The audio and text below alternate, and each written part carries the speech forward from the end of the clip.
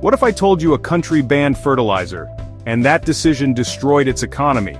Not in a fun, we're sticking it to big fertilizer way, but in a real people are struggling to afford basic necessities kind of way.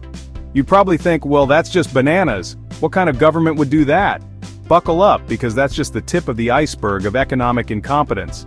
Or how about this? Imagine a country where printing money led to a loaf of bread costing millions, not millions of dollars, but millions of whatever their currency was called at that point. Spoiler alert, it didn't end well. From riots in Sri Lanka to trillion-dollar banknotes in Zimbabwe, this isn't some dystopian fiction, folks. This is the dark, messy, and frankly quite depressing reality of how countries go broke. So today, we're diving headfirst into the dumpster fire of economic mismanagement. We'll be exploring 3 real countries that went from "we're doing all right" to "everything's on fire" faster than you can say hyperinflation. And trust me, the stories we're about to uncover are more shocking than a pigeon wearing a tiny top hat. Stick around, because by the end of this you'll be thanking your lucky stars you're not an economist in any of these places. Let's start with Sri Lanka, shall we? It's 2022, and Sri Lanka, a beautiful island nation known for its tea and stunning beaches, is facing its worst economic crisis since gaining independence. Fuel stations have lines longer than a CVS receipt after a sale on toilet paper. Schools are shutting down faster than you can say supply chain issues. People can't find basic medicine, and they're starting to wonder if electing that guy who promised to fix everything by doing that one weird trick that economists hate was a mistake. But how did this island paradise turn into an economic purgatory? It all started with a mountain of debt higher than Mount Everest. Sri Lanka had been on an infrastructure spending spree, borrowing billions from countries like China. Then, COVID-19 hit the tourism industry harder than a toddler with a sugar rush in a room full of breakables. Tourism made up a solid 10% of Sri Lanka's economy. So, there they were, already up to their eyeballs in debt. And suddenly, their main source of income dries up. Now, any sensible government would have tread carefully, but Sri Lanka's government decided to ban chemical fertilizers overnight. Synthetic fertilizers vanished from the fields, all in the name of becoming 100% organic. Sri Lankan agriculture, heavily reliant on those banned fertilizers, went into a tailspin. Tea production, their bread and butter, wilted, rice yields plummeted. With exports in freefall, foreign reserves dried up. Sri Lanka couldn't even afford to import essentials anymore. Inflation skyrocketed, and the people took to the streets in protest. Alright, let's move on to our next contestant in the How to Tank Your Economy game show, Venezuela. Once upon a time, Venezuela was living the dream. Oil-rich and sitting on a wealth of natural resources, they were the envy of South America. They had it all: stunning beaches, delicious food, and enough oil to make even the most jaded Texan say, "Well, I'll be damned." But then things took a turn. Venezuela, in all its oil-fueled glory, had put all its eggs in one very precarious basket. They relied heavily on oil exports. It was like they were playing economic roulette and betting everything on black, never considering that the little ball might just land on red. And guess what? The ball landed on red. Oil prices crashed harder than a teenager learning to drive a stick shift. Suddenly, Venezuela's main source of income was drying up. Venezuela's brilliant solution to this economic crisis? Print more money. That's right, because when you're already drowning in debt, the logical thing to do is just add more water, right? Except in this case, the water was money, and it was flooding the economy.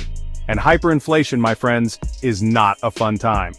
By 2018, Venezuela's inflation rate had reached a mind-boggling 1 million%. That's not a typo. 1 million%. The Venezuelan bolivar became about as valuable as a screen door on a submarine. People were carrying around stacks of cash thicker than a dictionary just to buy a loaf of bread. Over 7 million people left, more than the entire population of some countries. Eventually, the government started using the US dollar for daily transactions. Chapter 3.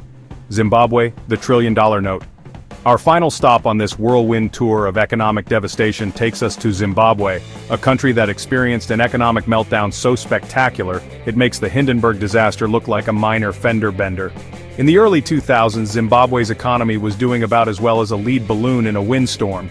Their fearless leader, Robert Mugabe, decided to tackle the issue of land reform. On paper, land reform sounds like a good idea, right? Redistributing land to the people, creating more opportunities. Everyone wins, right? Well, not quite. Mugabe's idea of land reform involved taking farmland from white commercial farmers and redistributing it, but many of the people who received this land lacked the experience, resources, or desire to run a successful farm. The result? Agricultural output plummeted. Zimbabwe, once a breadbasket of Africa, was suddenly facing food shortages. Now, faced with a shrinking economy and a government budget that was hemorrhaging money, Zimbabwe did what any sensible government on the brink of economic collapse would do. They fired up the printing presses. And print they did. They printed trillion-dollar bills, and these were not the kind of trillion-dollar bills you'd want to find in your wallet.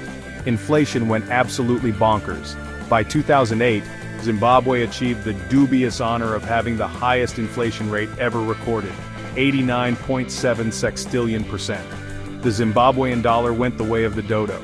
People resorted to using US dollars, South African rand, or even bartering. Imagine going to the grocery store and instead of paying with cash, you pull out a live chicken. That was Zimbabwe. So there you have it. 3 cautionary tales of economic mismanagement, brought to you by 3 countries who probably wish they had a time machine right about now. What do these stories have in common? They all involve governments spending money they didn't have, like a teenager with their first credit card. They all involve printing money to solve problems, which is like trying to put out a fire with gasoline. And they all involve political decisions made without fully considering the potential economic consequences. These aren't just abstract economic concepts, folks. These are real stories about real people whose lives were turned upside down by economic policies that range from ill-advised to downright disastrous. They're a stark reminder that strong economies, like trust, take years to build and seconds to destroy. If you found this video even remotely informative, hit that like button harder than the Sri Lankan economy hit the ground. Subscribe for more videos about economics, history, and other things that will make you glad you're not in charge of a country. And let us know in the comments which of these stories shocked you the most.